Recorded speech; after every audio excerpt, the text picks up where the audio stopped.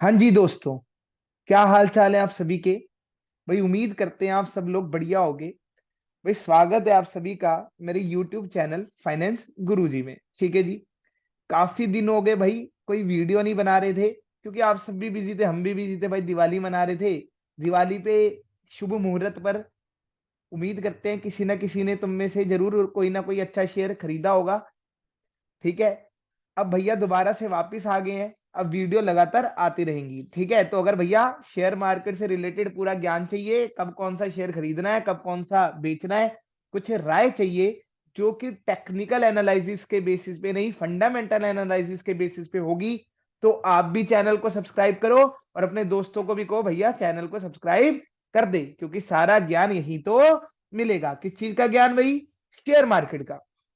Business के related भी ज्ञान थोड़ा वो डालते रहेंगे। ठीक है जी। अकाउंट से रिलेटेड भी ज्ञान डालते रहेंगे, फिक्र मत कीजिए। ठीक है, वीडियो सब लगातार आती रहेंगी। तो चलिए आज जो है, अब एक हम नया सेशन स्टार्ट कर रहे हैं।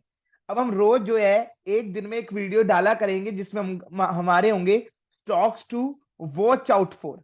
ठीक है जी, कि कौन कौन से स्टॉक्स कितना बढ़ रहे हैं और क्यों वो नजर में है। ठीक है, ये शॉर्ट टर्म के लिए होगा, मैं पहले ही बता देता हूँ, क्योंकि जो भी न्यूज होती है वो स्टॉक्स को शॉर्ट टर्म में ही पुश कर पाती है। पर लोग कहते हैं भैया हमें तो शॉर्ट टर्म में भी गेन बनाना है, हमें तो ट्रेडर भी बनना है, तो उनके लिए स्पेशल वीडियोस होंगी।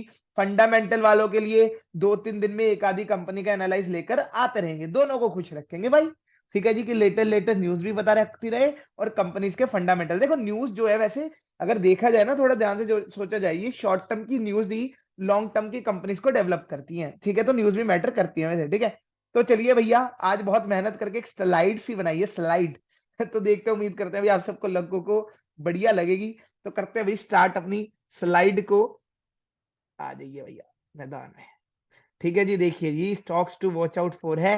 हाँ, तो आज हमारे जो चार शेयर है, ठीक है, एक है भारतीय एयरटेल, एक है BML, ठीक है, भारतीय एनर्जी या क्या, एनर्जी क्या मटेरियल लिमिटेड या कौन सा, हैवी लिमिटेड, ये देखकर बताना है सबको। ठीक है जी। हाँ, अगली है रिलायंस इंडस्ट्री लिमिटेड। ठीक है, ये बेमल जो है मैंने अपने चैनल पे पहली बार डिस्कस कर रहा हूँ। इसका थोड़ा सा मॉडल आपको समझा देता हूँ। ये मेट्रो के कोचेस हो गई, रेलवे के कोचेस हो गई, और मेनली जो आजकल ये चर्चा में है जिसकी वजह से 8% भी बढ़ रही है, वो ये है कि डिफेंस की मशीन्स हो गई बड़ी बड़ी। ठीक है, एयरक्राफ्ट वगैरह उसको बनाने में ये कंट्रीब्यूशन करती है, यानी ये हैवी कैपिटल इंडस्ट्री है। ठीक है जी, जो हैवी मशीनरीज बनाती है वैसी इंडस्ट्री है। ज्यादा मैं ऐसी इंडस्ट्रीज पे ध्यान नहीं देता या ऐसी फर्म पे ध्यान नहीं देता, बट ये थोड़ा सा इसका पॉजिटिव लग रहा है मुझे फ्यूचर, इसलिए इसके बारे में डिस्कशन करने के लिए यहाँ पर मैं आया हूँ। ठीक है, रिलायंस इंडस्ट्री और सुजलोन तो आप सभी को जानते हो, पर आज सुजलोन के लिए थोड़ी सी नेगेटिव न्यूज है। इसे नेगेटिव न्यूज बोलूं या फिर मैं बोलूं कि एक कहानी या एक चाल चली जा रही है, वो देखना पड़ेगा आप लोगों को। ठीक है, तो आइए अगली स्लाइड पे बढ़ते हैं अपनी। हम्म तो भैया सबसे पहले हमारी कंपनी आ रही है भारतीय एयरटेल। ठीक है जी, भारतीय एयरटेल से रिलेटेड क्या न्यूज है? तो भैया जी भारतीय एयरटेल के CEO है, एक खबर आ रही है कि वो 1 बिलियन डॉलर रुपए, यानी कि लगभग लगभग 8,330 करोड़ रुपए जुगाड़ रहे हैं।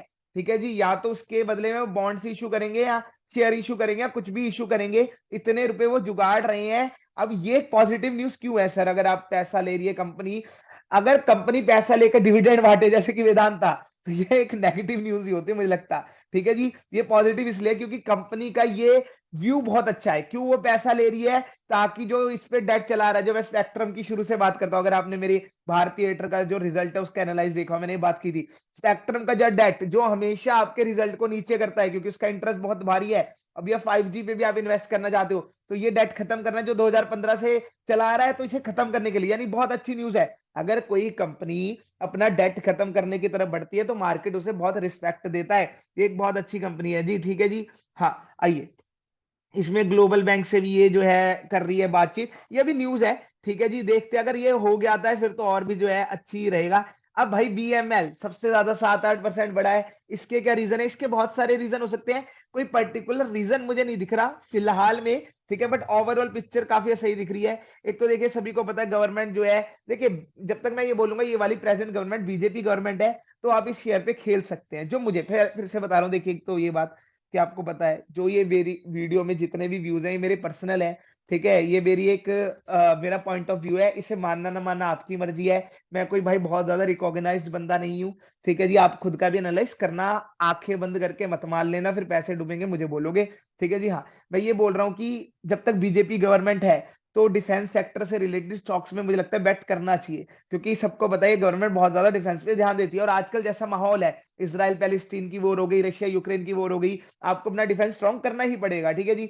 तो भैया इसके सीईओ ने ये कहा है कि हमें उम्मीद है 40,000 करोड़ के ऑर्डर, हम खाली 40,000 करोड़ डिफेंस से ही कमा लेंगे आने वाले 5 से 6 साल में। इतनी हमारे पास ऑर्डर्स होंगे हमारी बुक में, 40,000 करोड़, ध्यान से सुनिए, खाली डिफेंस। और मैं ये कह रहा हूँ ये मेट्रो में भी बनाती है और रेल्स में भी बनाती है। तो ये खुद ही कह रही है डिफेंस पे ज्यादा ध्यान दे रही है, इसलिए 7% ऊपर है। प्लीज इस स्टॉक पे जरूर ध्यान देना। अब तो चलो फिर, अब हमारा अगला अगला टारगेट यही कंपनी है, इसका ही पूरा फंडामेंटल एनालिसिस लेकर आएंगे 1-2 दिन में। ठीक है जी, अगले पे बढ़ते हैं। ठीक है, आहा देखो कितना अच्छा भाई, मेहनत करके कितनी सुंदर प्रेजेंटेशन बनाई है, मेहनत है भाई। तो तभी कह रहा हूँ चैनल को सब्सक्राइब कर दो। भैया अगला है रिलायंस। रिलायंस क्यों बढ़ रहा है? क्योंकि जो कोटक सिक्योरिटीज है उन्होंने बोला है 2024 बहुत ज्यादा अनसर्टेन होगा, ऑब्वियसली होगा, क्योंकि आपका जो है फेडरल बैंक वो तो मान ही नहीं रहा, वो तो इंटरेस्ट रेट हाइक करे जा रहा है, पैसे की लिक्विडिटी कम करना चाहता है, वही मजबूर है। इटली डूब गया, अमेरिका डूब गया, रिसेशन आए पड़े हैं, पैसे नहीं है। ठीक है, इटली पे तो अलग ही कहानी चल रही है, वहां पे तो लोग भी नहीं बचे देश में, देश खाली होता जा रहा है। तो बहुत बुरा हाल चल रहा है इन कंट्रीज का। तो इन्हें थोड़ा सा तो इंटरेस्ट रेट हाइक करना ही पड़ेगा। तो 2024 बहुत अनसर्टेन है, तो इन्होंने कहा है कि लार्ज कैप को पकड़ो। तो इसलिए रिलायंस से ज्यादा लार्ज कैप क्या, सबसे बड़ी मुझे लगता है कि ये कंपनी है रिलायंस, और ये टीसीएस वगैरह जो पूरे निफ्टी 50 को लीड करती है। तो इसलिए इसको जो है लोग इसकी तरफ ज्यादा जो है अट्रैक्ट हो रहे हैं। तो ये रीजन है। और दूसरा देखो, फिर ये ना बहुत जनरल रीजन हो गया, पर्टिकुलर रीजन क्या है कि आज क्यों 1.5-2% ऊपर है? क्योंकि खबर आ रही है कि जियो अपना लैपटॉप लेकर आने वाला है, और बहुत सस्ता, क्योंकि जियो की यही तो चाल है। देखो अब भैया ये कितना डाइवर्सिफाई कर रहे हैं, और ऐसे नहीं हवा वाला डाइवर्सिफिकेशन, अच्छा खासा डाइवर्सिफिकेशन। एचपी वगैरह के साथ ये खबर है, फिर से रिपोर्ट है, एचपी वगैरह के साथ जो है इसकी बातचीत चल रही है जियो की।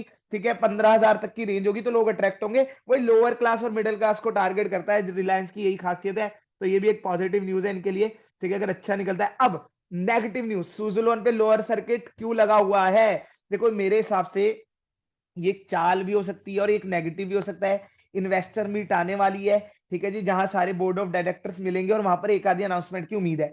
मुझे जहां तक लगता है अनाउंसमेंट पॉजिटिव होगी। तो भैया अगर पॉजिटिव होगी तो शेयर नीचे क्यों है?